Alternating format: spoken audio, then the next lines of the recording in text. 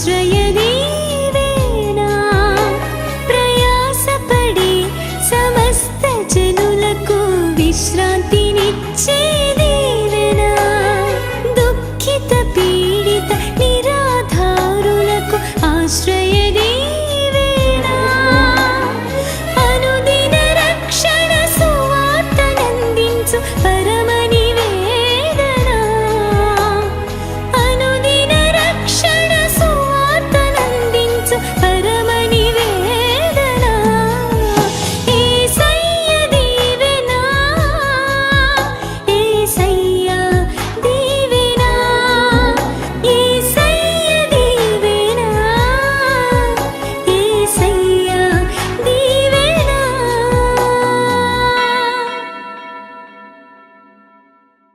ప్రార్థన యొక్క విలువ, ప్రార్థన యొక్క విశిష్టత, ప్రార్థన యొక్క ప్రాముఖ్యత.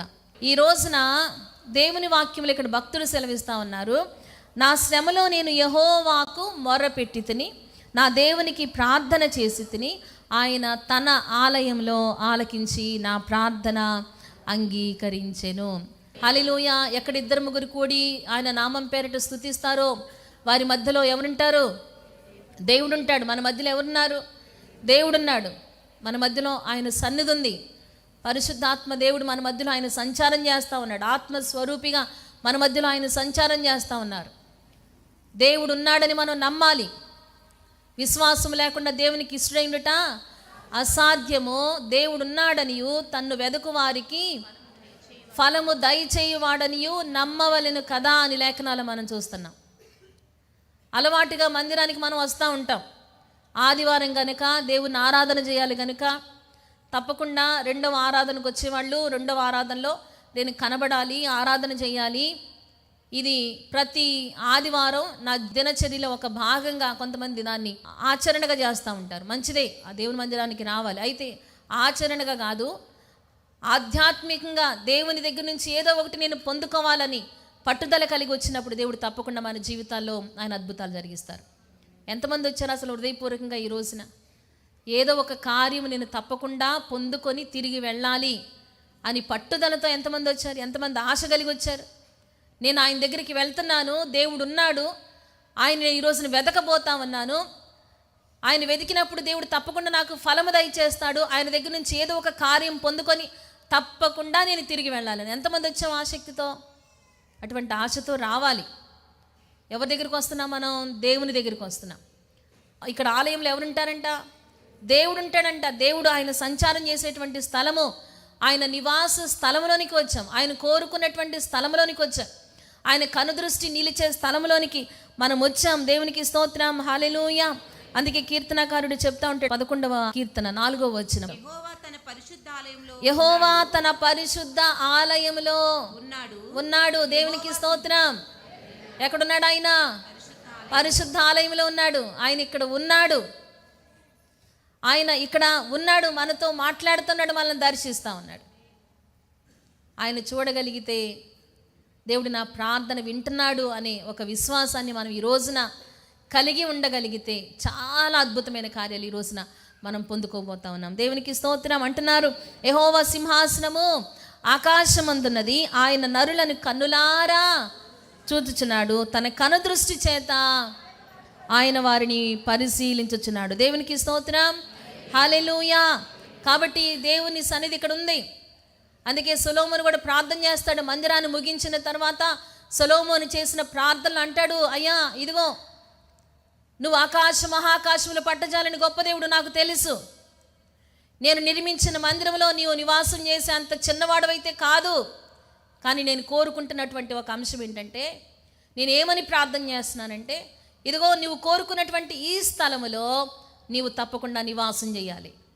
ఇక్కడికి వచ్చి నీ భక్తులు చేసిన ప్రార్థనలు నీవు ఆలకించాలి. నీ కనుదృష్టి తప్పకుండా ఈ సన్నిధి మీద, ఈ నివాస స్థలము మీద నిలవాలి. ఈ సన్నిధిలోకి వచ్చి ఎంతమంది ప్రార్థన చేస్తున్నారో వారందరి ప్రార్థనలు తప్పకుండా నీవు ఆలకించాలయ్యా అని సొలొమోను కూడా మందిరాన్ని ప్రతిష్ఠ చేసిన తర్వాత అతడు చేసినటువంటి ప్రార్థన మనకి కనబడుతూ ఉంటుంది. దేవునికి స్తోత్రం, హల్లెలూయా, హల్లెలూయా. కాబట్టి నమ్మాలి, మనం వచ్చినటువంటి ఈ స్థలములో దేవుడు ఉన్నాడు. ఆయన చెవులు ఇక్కడ చేసిన ప్రార్థన మీద నిలుస్తూ ఉన్నాయి.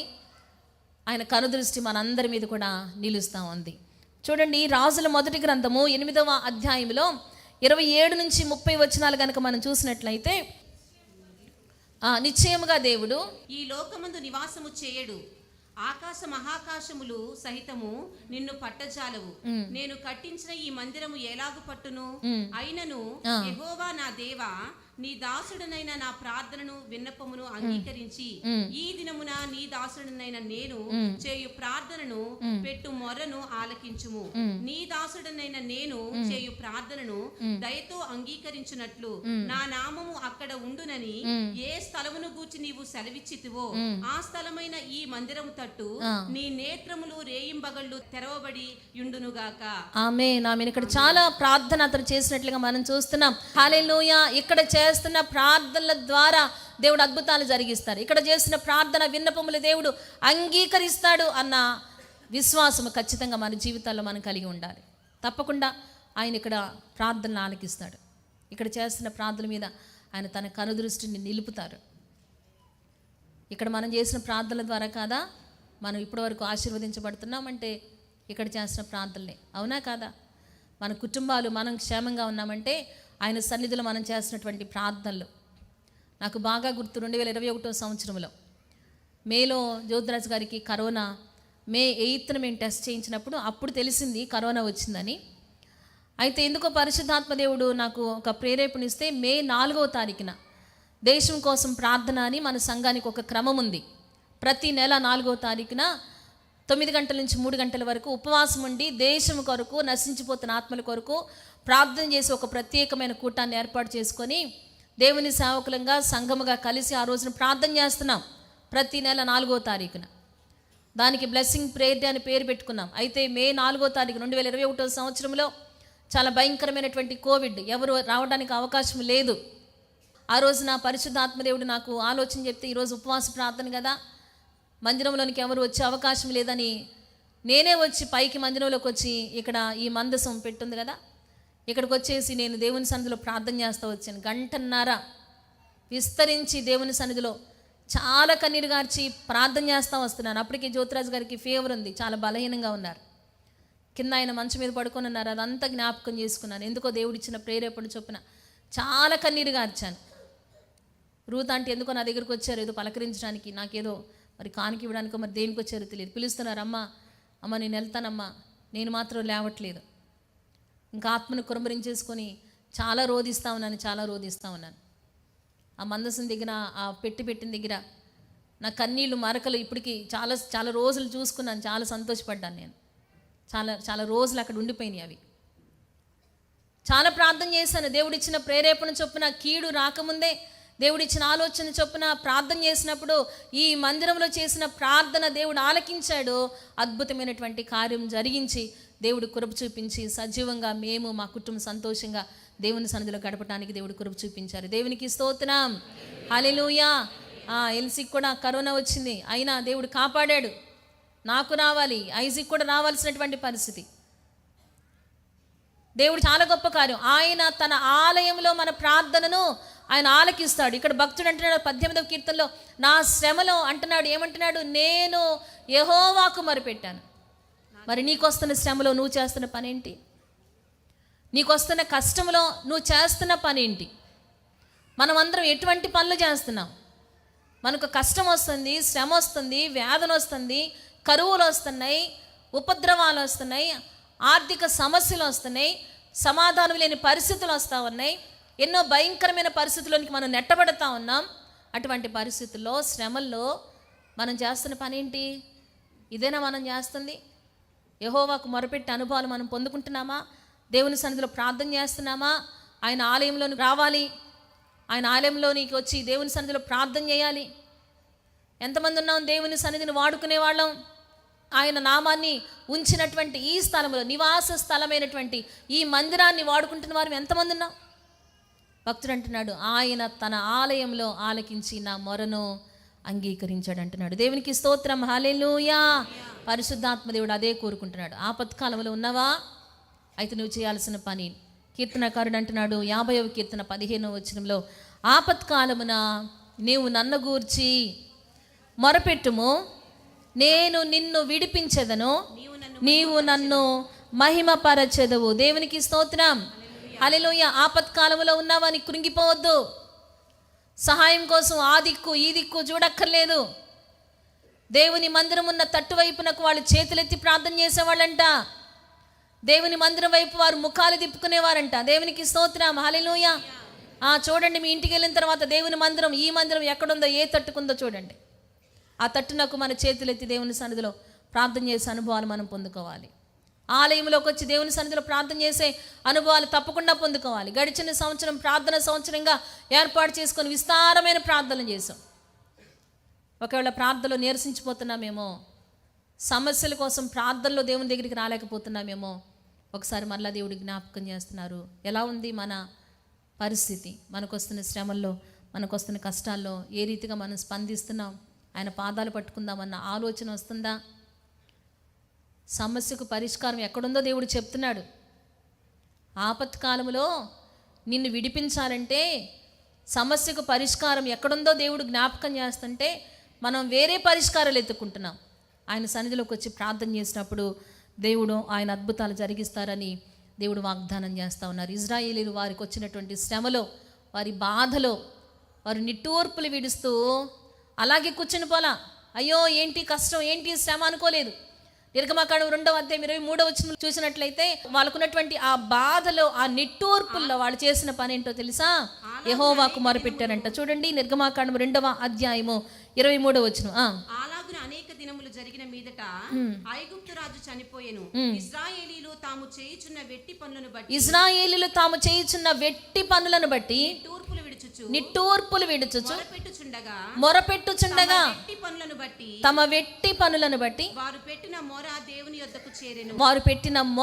దేవుని దేవునికి స్తోత్రం. హల్లెలూయా, హల్లెలూయా. మనం పెట్టే మొర ఎక్కడికి వెళ్తుంది? డైరెక్ట్గా దేవుని దగ్గరికి వెళ్తుంది. ఒకవేళ నీవేదైనా సమస్య చోత నీవేదైనా సిఫార్సు పెడుతున్నామో, లేకపోతే రికమెండేషన్ లెటర్స్ పెడుతున్నామేమో, లేకపోతే ఇది చేయండి అయ్యా, అది చేయండి అని చెప్పేసి అధికారులకు మనము ఏదైనా అప్పీల్ చేస్తున్నామేమో, అవన్నీ టేబుల్స్ మీదే ఉంటాయి, అక్కడే ఉండిపోతాయి. ఫైల్ కదలట్లేదండి, అక్కడే ఉండిపోయిందండి. కానీ దేవుని సన్నిధిలోకి వచ్చి నువ్వు ప్రార్థన చేసేయి, నీ ప్రార్థన డైరెక్ట్గా ఎక్కడికి వెళ్తుంది? దేవుని దగ్గరికి వెళ్ళిపోతుంది. ఏలయనగా మనము మన దేవుడని యెహోవాకు మొరపెట్టినప్పుడల్లా మన దేవుడని యెహోవా మనకు సమీపంగా ఉన్నట్లు మరి ఏ జనమునకు ఏ దేవుడు సమీపంగా ఉన్నాడు. దేవునికి స్తోత్రం. హల్లెలూయా. ప్రార్థన చేసే అనుభవాలు మనం కలిగి ఉంటున్నామా? ఒక్కసారి మన జీవితాలను ముందుకు తీసుకుండండి. వచ్చే శ్రమల్లో కన్నీరు గారుస్తున్నామా? ప్రార్థన చేస్తున్నామా? గృహాల్లో, లేకపోతే ఆలయంలో, లేకపోతే దేవుడి నీకు ఇచ్చినటువంటి స్థలాల్లో ప్రార్థన చేసే అనుభవాలు మనం కలిగి ఉంటున్నామా లేదా అనేది ఒక్కసారి పరిశీలన చేసుకోవాలి. దేవునికి స్తోత్రం. శ్రమల్లో ఉన్న అనేక మంది రాజులు వారు ప్రార్థన చేశారు. మనందరికీ తెలుసు, యెహోషాపాతు ఆయన మీదకి 3 శత్రు సైన్యాలు వచ్చినాయంట. 3 శత్రు సైన్యాలు వస్తే ఒక రాజు చేసే పని ఏంటో తెలుసా? ఇతరుల రాజులను ఆశ్రయిస్తాడు, తన పక్కనటువంటి స్నేహితులను ఆశ్రయిస్తాడు. 3 శత్రు సైన్యాలు వస్తే దగ్గర 5-6 సమకూర్చుకొని వాళ్ళ మీదకి యుద్ధానికి వెళ్ళానటువంటి పరిస్థితి.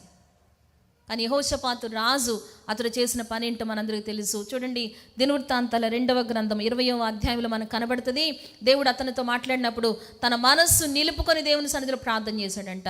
దినవృత్తాంతాల 2వ గ్రంథము 20వ అధ్యాయము 5వ వచనం చదువుతున్నాం. చూడండి, యెహోషాపాతు యెహోవా మందిరములో క్రొత్త శాల ఎదుట సమాజముగా కూడిన యూదా యెరూషలేముల జనుల మధ్య నిలవబడి, మా పితరుల దేవా యెహోవా, నీవు ఆకాశమందు దేవుడవై ఉన్నావు, అన్య జనులను రాజ్యములను ఏలువాడువు నీవే, నీవు బాహుబలము గలవాడువు, పరాక్రమ గలవాడువు, నిన్నెదిరించుటకు ఎవ్వరికి నీ బలము చాలదు. దేవునికి స్తోత్రం.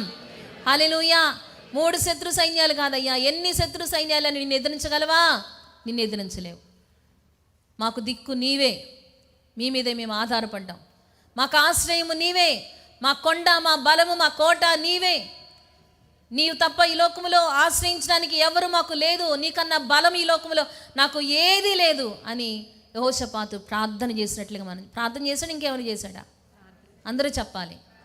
ప్రార్థన చేశాడు. 3 శత్రు సైన్యాలు వస్తే కూర్చొని ప్రార్థన చేస్తాడా? ఎంత పిచ్చి పని! 3 శత్రు సైన్యాలు బలంగా ఎదురొస్తా ఉంటే వేరే యుద్ధ సూర్యులను తయారు చేసుకోవాల్సింది పోయి, ఆయుధాలు తయారు చేసుకోవాల్సింది పోయి, ఆ రాజులు ఈ రాజులు ఆశ్రయించాల్సింది పోయి కూర్చొని ప్రార్థన చేస్తాడా? అతను చేసింది అదే. యెహోషాపాతు ప్రార్థన చేస్తే తన ప్రవక్తను పంపించాడు, తన మాటను పంపించాడు. నేను మీ పక్షంగా యుద్ధం చేస్తాను, మీరు పరిశుద్ధ అలంకృతులై పరిశుద్ధమైనటువంటి అలంకారం ధరించి యుద్ధానికి బయలుదేరండి అంటే, యెహోషాపాతు నువ్వు యుద్ధం చేసేటప్పుడు మాకు ఆయుధాలు ఎందుకు? ఇంకా ఆయుధాలు కూడా తీసుకొని వెళ్ళను, నీ మాట ఎందు నేను విశ్వాసం ఉంచుతున్నాను కనుక నేనేం చేస్తాను, ఆయుధాలు పక్కన పెట్టేసి ఆరాధన చేసేవాళ్ళు నేను తోడుకొని వెళ్తానని చెప్తాడు దేవుని సన్నిధిలో. దేవునికి స్తోత్రం, హల్లెలూయా. అక్కడ దేవుడు గాయకులను ఏర్పాటు చేసుకోమని చెప్పలా యెహోషాపాతుతో. యెహోషాపాతు తనకున్న విశ్వాసాన్ని కనపరుస్తున్నాడు. నువ్వు నా పక్షంగా ఉండి యుద్ధం చేస్తానన్నప్పుడు నాకు ఆయుధాలు ఎందుకు అని అతడు తన రాజ్యంలో ఉన్నటువంటి గాయకులను ఆయన ఏర్పాటు చేసుకొని యెహోవాను స్తుతించుటకు పాడడానికి గాయకులను ఏర్పాటు చేసుకున్నారంట. 22వ వచనంలో వారు పాడుటకు స్తుతించుటకు మొదలు పెట్టగా యెహోవా జోక్యం చేసేసుకున్నాడు. దేవునికి స్తోత్రం. అందరూ సంతోషంగా బిగ్గరగా దేవునికి స్తోత్రం చెల్లిందాం. హల్లెలూయా. నీ విశ్వాసాన్ని నువ్వు కనపరచగలిగితే ఆయన జోక్యం చేసుకుంటాడు. నిజంగా మన మీదకి వచ్చే శత్రు సైన్యాల నుంచి ఆయన మనల్ని విడిపిస్తాడండి, విడిపిస్తాడు తప్పకుండా. ఆయన శత్రువుల మీద మనకి విజయాన్ని ఇచ్చేటువంటి దేవుడు. ఆ రీతిగా యుద్ధానికి వెళ్ళినప్పుడు అంట మాటుగాండని పెట్టారు. వాళ్ళు అక్కడికి చేరే లోపే వాళ్ళలో వాళ్ళు హతమైపోయినట్లుగా లేఖనాల్లో మనం చూస్తూ ఉన్నాం. శ్రమల్లో మనం చేస్తున్న పని ఏంటి? శ్రమ రాగానే మనం చేస్తున్న పని ఏంటి? మీ భార్య దగ్గర నుంచి ఫోన్ వస్తుంది, ఇంట్లో ఇలాంటి సమస్య, లేకపోతే పిల్లోడికి బాగోలేదు, పిల్లకి బాగోలేదు, నాకు ఫోన్ చేస్తా, నీకు తెలియదా ఏలూరులో ఎన్ని హాస్పిటల్ ఉన్నాయో, తీసుకెళ్ళి హాస్పిటల్కి.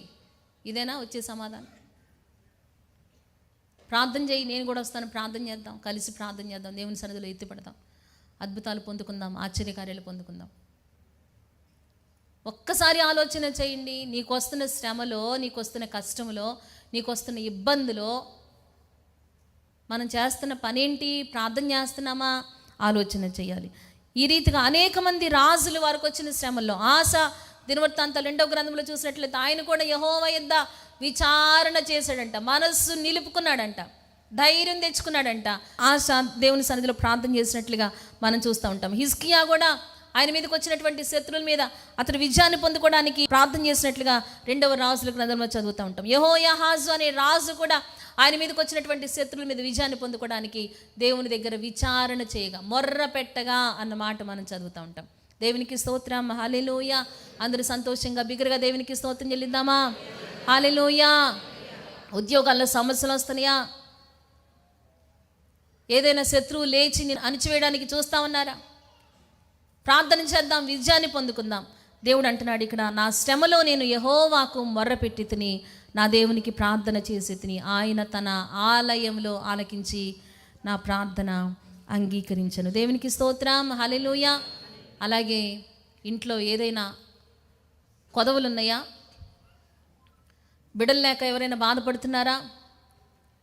ఆర్థిక సమస్యల చేత బాధపడుతున్నారా? అప్పు భారంతో ఉన్నారా? మనం చేస్తున్న పని ఏంటి? ఈ అప్పు తీర్చడానికి ఇంకొక చోట అప్పు చేస్తూ ఉంటాం కదా.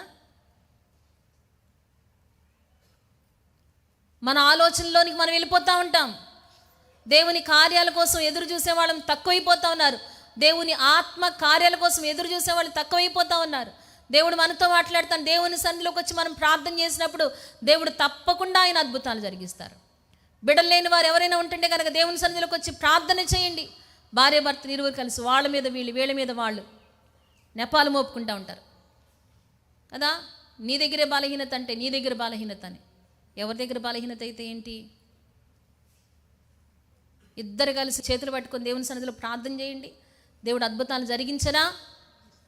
అబ్రహాము ప్రార్థన చేస్తాడు 15వ అధ్యాయంలో, అయ్యా నువ్వు నాకు అన్నీ ఇస్తాను, నేను నీకు అత్యధికమైన బహుమానం ఇస్తాను, నీ కేడము నేను అద్భుతం చేస్తానంటే నువ్వు ఏమిస్తే ఏంటి? నాకు కుమారుడు లేడు అంటాడు అక్కడ అబ్రహాము. ఏమిస్తే ఏంటయ్యా, నాకు బిడ్డలు లేరని అబ్రహాం అక్కడ దేవుని సన్నిధిలో ప్రార్థన చేస్తాడు. ఇస్సాకు తన భార్య అయిన రిబ్కా గొడ్రాలుగా ఉన్నప్పుడు తన భార్య కోసం ఎవరు ప్రార్థన చేశారు? ఇస్సాకు ప్రార్థన చేశాడు. నెపాలు మోపుకున్నారా? లేకపోతే బంధువులు నెపాలు మోపారా? ఇంట్లో ఉన్నటువంటి అత్తమామలు నెపాలు మోపారా? అయ్యో బిడ్డలు బలహీనంగా ఉన్నారే, అనారోగ్యంతో ఉన్నారే అని చెప్పి వారికి ప్రార్థన సహాయం అందించే అనుభవాలు ఉంటున్నాయా? సూటిపోటి మాటల చేత కురంగదీసేవాళ్ళు లేరంటారా? రావాలండి దేవుని సన్నిధిలో ఒక నూతనమైన అనుభవాలు పొందుకోవాలి. బలహీనతల కోసం ప్రార్థన చేసే అనుభవాలు ఖచ్చితంగా మనం పొందుకోవాలి. భార్యాభర్తలు దేవుడు మిమ్మల్ని దేవుని సన్నిధిలో ఐక్యపరిచారు. దేవుని సన్నిధిలో చేసుకున్న నిబంధన దాన్ని మేరకుండా కొంతమంది ఈగోస్ ఉంటాయి అన్నమాట. చాలా ఈగోస్ ఉంటాయి, తగ్గించుకోలేరు, ప్రార్థన చేయడానికి మనసులు కలుపుకోలేరు, కుటుంబంగా కలిసి దేవుని సన్నిధిలో ఆరాధన చేయడానికి వారి మనసులు ఐక్యపరచరు. కుటుంబాలు విచ్ఛిన్నమైపోతా ఉన్నాయి ఈ రోజుల్లో. ఎక్కడ ప్రమాణం చేసుకున్నారు అనేది కూడా మర్చిపోతా ఉన్నారు. దేవుని సన్నిధిలో, దేవుని సేవకుల దగ్గర, సమాజం దగ్గర ప్రమాణాలు చేసుకొని ఈగోస్ చల్లార్చుకోలేక, కలిసి వారు అద్భుతాన్ని పొందుకోలేక, ఒకరి మీద ఒకరు సూటిపోటి మాటల చేత, ఇంటిల్లపాది రకరకాల మాటల చేత ఆయాసపరిచేవాళ్లే, దుఃఖపరిచేవాళ్లే. అద్భుతాలు జరగవు. ఐక్యతో ఏకీభవించి ప్రార్థన చేసినప్పుడు తప్పకుండా అద్భుతాలు ఆయన జరిగిస్తారు. దేవునికి స్తోత్రం, హల్లెలూయా. అందరూ సంతోషంగా బిగ్గరగా దేవునికి స్తోత్రం చెల్లిద్దాం. హల్లెలూయా. మా ఆశీర్వాదం కోసం మా అత్తమామలు చేసిన ప్రార్థనలు చాలా ఉన్నాయి. అత్తమామలు అంటే అమ్మగారు, అయ్యగారే. అత్తమామలు ఎందుకని చెప్తున్నారంటే ఆ రిలేషన్ జ్ఞాపకం చేయడానికి చెప్తున్నాను. బలపరిచారు మాకు అన్ని విషయాల్లో. వారు అనారోగ్యంతో ఉంటే ప్రార్థన చేశాను, కోడలుగా నేను ప్రార్థన చేశాను, కన్నీరు గార్చాను. ఇలాంటి పరిస్థితులు కొదవైపోతా ఉన్నాయి క్రైస్తవ కుటుంబాలలో. ఇస్సాకు తన భార్య రిబ్కా గొడ్రాలుగా ఉన్నప్పుడంట అతడు ప్రార్థన చేసినట్లుగా మనం లేఖనాల్లో చూస్తూ ఉన్నాం. హన్నా దేవుని సన్నిధిలోకి వచ్చి ఆత్మను కురమరించేసుకుందంట. పరిశుద్ధాత్మ దేవుడు చెప్తున్న మాట ఏంటంటే, మనకున్నటువంటి సమస్యల్లో ఈజీగా తీసేసుకుంటున్నాం. అంటే ఏడిస్తే, గొగ్గోలు పెట్టి ఏడిస్తే, ప్రార్థన చేస్తే, అయ్యో నాకు ఈ కొద ఉందని ఎవరికైనా తెలిస్తే నన్ను చిన్నబుచ్చుతారేమో, అంటే మన పరువు ఎక్కడన్నా పోతదేమో. దేవుని సన్నిధిలోకి వచ్చి ప్రార్థన చేయాలన్న ఆలోచన చాలామందిలో ఉండట్లేదు. హన్నా దేవుని సన్నిధిలోకి వచ్చి ప్రార్థన చేసింది, అద్భుతాన్ని ఆమె తన జీవితంలో పొందుకుంది. దేవునికి స్తోత్రం, హల్లెలూయా. బిడ్డలైన వారు ధైర్యంగా ప్రార్థన చేయండి. మన సంఘంలోనే 18 సంవత్సరాల తర్వాత బిడ్డలు పొందుకున్న వారు, సాక్ష్యం చెప్పిన వారు ఉన్నారు. 18 సంవత్సరాల క్రితం ఒక శారదని ఒక సహోదరి ఇక్కడే చైతన్య స్కూల్లో తన టీచర్గా వర్క్ చేసిన తర్వాత నూజివీడ్ ట్రాన్స్ఫర్ అయిపోయింది. ఆ బిడ్డకి చాలా కాలంగా బిడ్డలు లేకపోతే ప్రార్థన చేసాం. అమ్మగారు, మేము, సమాజం అంతా, శీల సమాజం ప్రార్థన చేసాం. మన కరోనా తరువాత ఆమె ఒక బిడ్డను ఎత్తుకొని వచ్చింది. అమ్మ 18 సంవత్సరాల తర్వాత దేవుడు నా గర్భాన్ని తెరిచారు, ఇగో దేవుడు నాకు ఇచ్చిన కుమారుడు, నేను ఇక్కడ చూపించాలి మందిరంలో అని తీసుకొని వచ్చానని చెప్పి సాక్ష్యం చెప్తా ఉంది. దేవునికి అసాధ్యమైనది ఏదైనా ఉందా? ఏదీ లేదండి. యెహోవానైనా నాకు అసాధ్యమైనది ఏదైనా కలదా? దేవునికి అసాధ్యమైనది ఏది లేదు. దేవుడిచ్చిన వాగ్దానం అది. గర్భఫలము యెహోవా ఇచ్చు, చెప్పాలందరూ బహుమానము. మన భోజనపు బల్ల చుట్టూ పిల్లలు ఉండడానికి దేవుడు మనల్ని ఆశీర్వదించాడు. వారు పచ్చని ఒలీవ మొక్కల వలె ఉండడానికి దేవుడు మనల్ని ఆశీర్వదించేశాడండి. ఆశీర్వాదాన్ని పొందుకోవాలి. మనసులు ఐక్యపరుచుకోండి. ఒకళ్ళనొకళ్ళు బాధ పెట్టుకోవడం వల్ల ఏమొస్తుంది? ఒకళ్ళనొకళ్ళు దుఃఖ పెట్టుకోవడం వల్ల ఏమొస్తుంది? ఒకళ్ళనొకళ్ళు హేళన చేసుకోవడం వల్ల ఏమొస్తుంది? ఆశీర్వాదం పొందుకోవడానికి, వాగ్దానాన్ని స్వతంత్రించుకోవడానికి మనస్సులు ఐక్యపరిచినప్పుడు దేవుడు ఆయన అద్భుతమైనటువంటి కార్యాలు ఆయన జరిగించేటువంటి దేవుడు. దేవునికి స్తోత్రం, హల్లెలూయా, హల్లెలూయా. ఆ రీతిగానే అనేక మంది ప్రార్థన ద్వారా వారి జీవితాల్లో కార్యాలు పొందుకున్నారు.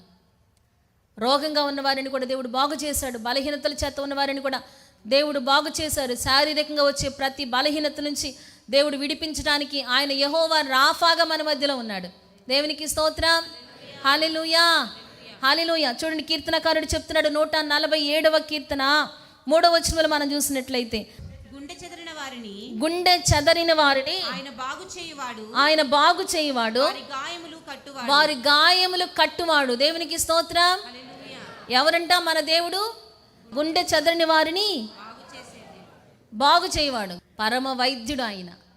యెహోవా రాఫా, నిన్ను స్వస్థపరచు దేవుడిని నేనే అని వాగ్దానం చేసినటువంటి దేవుడు మన దేవుడు. దేవునికి స్తోత్రం, హల్లెలూయా. గుండె చెదరిన వారిని ఆయన బాగు చేయను. ఎవరైనా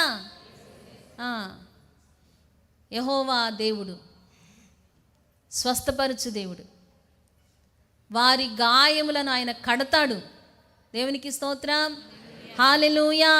నిన్ను స్వస్థపరచు యెహోవాను నేనే. నిర్గమకాండం 15వ అధ్యాయము 26వ వచనంలో మనం చూసినట్లయితే, మీ దేవుడైన యెహోవా వాక్కును శ్రద్ధగా విని, మీ దేవుడైన యెహోవా వాక్కును శ్రద్ధగా విని, ఆయన దృష్టికి న్యాయమైనది చేసి, ఆయన దృష్టికి న్యాయమైనది చేసి, ఆయన ఆజ్ఞలకు విధేయులై, ఆయన ఆజ్ఞలకు విధేయులై, ఆయన కట్టడలన్నిటిని అనుసరించి నడిచిన ఎడల నేను ఐగుప్తీయులకు కలుగజేసిన రోగములలో ఏదియు మీకు రానియను.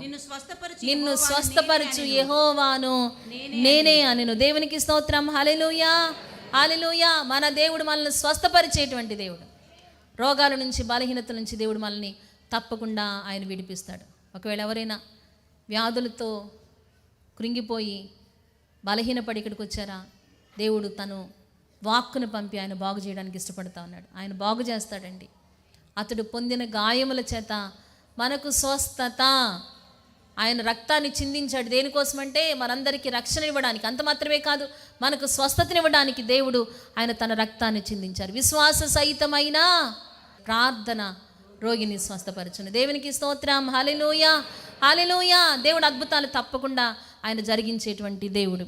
అంటున్నారు 30వ కీర్తన 2వ వచనంలో చూసినట్లయితే, యెహోవా నా దేవా, నేను నీకు మొర్ర పెట్టగా నీవు నన్ను స్వస్థపరిచితివి. దేవునికి స్తోత్రం.